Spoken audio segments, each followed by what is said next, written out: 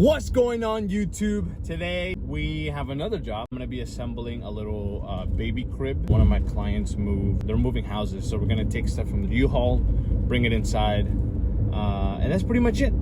That's all we're doing today. Very simple, straightforward. So it should be a pretty quick, easy job. I film most of my jobs.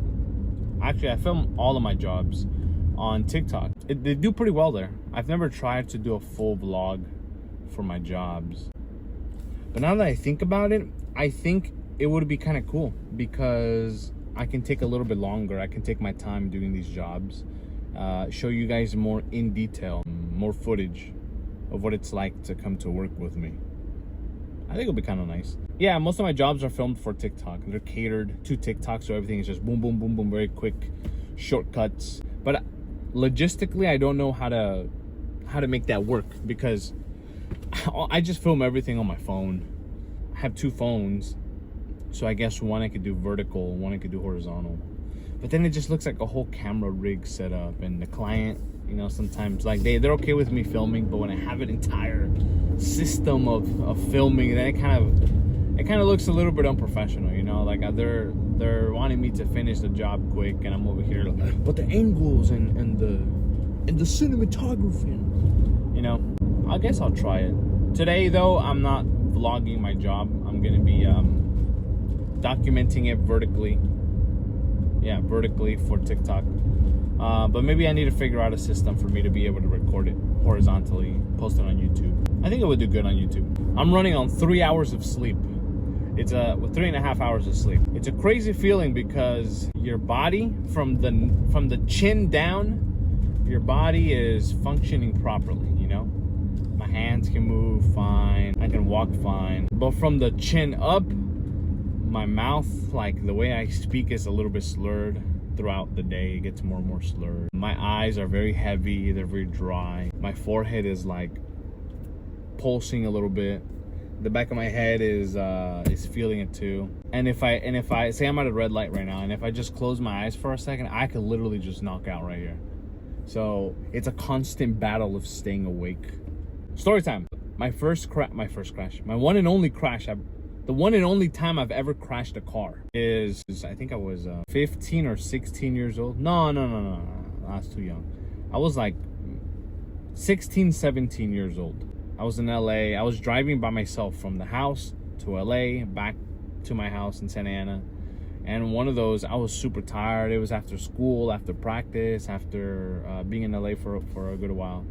I was driving back home, and I was so sleepy on the freeway that I was trying everything to stay awake. I turned up the radio. I put my favorite song. I turned up the AC. Well, actually, my AC didn't work, so I rolled down the windows for some air. I was trying to sing. I didn't have any snacks on me, so I didn't try food, but nothing was working. And I was trying to tough it out. I was like, I'm gonna make it home. I'm not gonna pull over to get some rest because I'm almost home. I was like maybe 15 minutes away from home.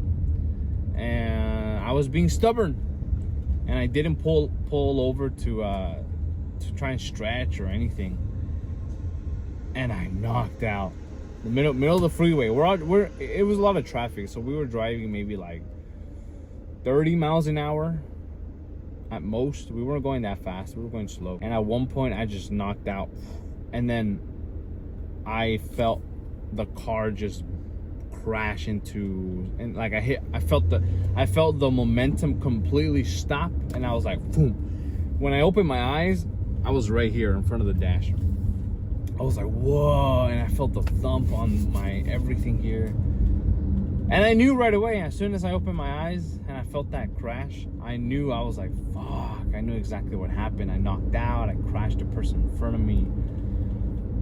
Yeah, and it wasn't a huge crash, but the lady ended up injuring her hand. I don't know how she injured her hand, but well, that was in the insurance claim. Basically, we pulled over, we exchanged information. She asked me what happened. I didn't tell her that I knocked out. I just told her, hey, I couldn't stop fast enough, and I rear-ended you.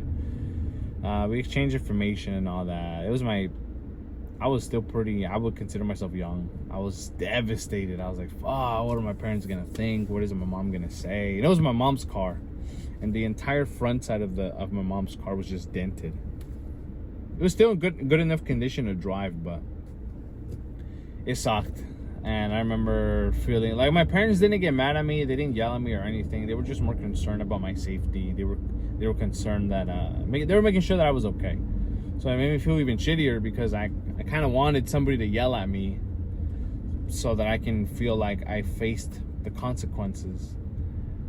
I wanted to be kind of punished, you know. My parents, they were too I guess, how do you say it? I don't know what's the word. They were trying to reassure me that everything was okay. And it made me feel even worse because I'm like, fuck, you know, like these guys, they trust me, they believe in me, and I'm over here fucking trying to tough things out. And I knew I should have pulled over to take a nap, or I should have pulled over to stretch, I should have pulled over to do something, but I was being prideful, I was being petty, and I was like, I can do it, and I was being stubborn, and I paid the price.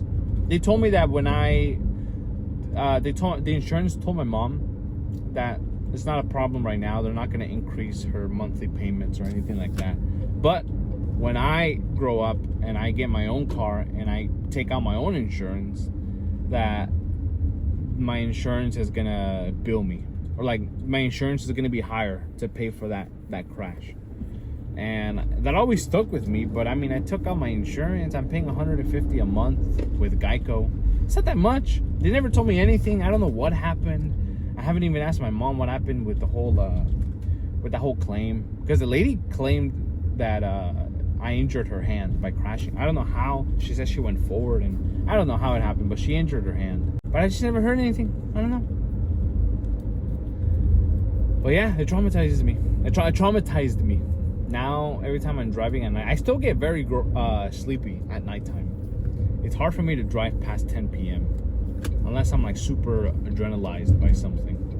But yeah, I can't drive past 10 p.m. because then I start getting super sleepy.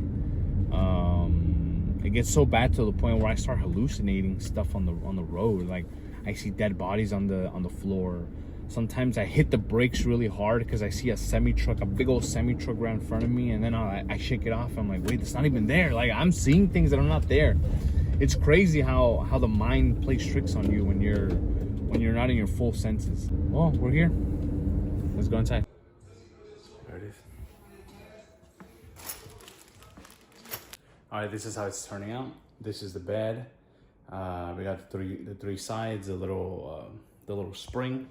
We still have a couple pieces left. Like we got the drawers, these pieces, those here. I found that it is actually harder to assemble something that already has been assembled than to just assemble something fresh out of the box, because everything is brand new and you don't have to. Right now I'm looking for pieces that are supposed to exist that are already connected. So I have to I need context clues. I need to separate everything. It's a little bit more challenging. It saves time, but it's a little bit harder. And then out of the box, it's easier, but it takes a long time. Yeah, so it's coming out nice. There we go. Easy. All right, there we go. That was an easy $120, and I think I did this job in like less than an hour, maybe about an hour and 10 minutes. Didn't take me that long. I didn't get to help with unloading like the stuff from the U-Haul. Maybe tomorrow. They said maybe tomorrow afternoon. So now we get to go home, and I think we're gonna plan for that beach day that we missed out the other day because the car broke down. Anyways, that's it for today. God bless you guys, and we'll see you next time.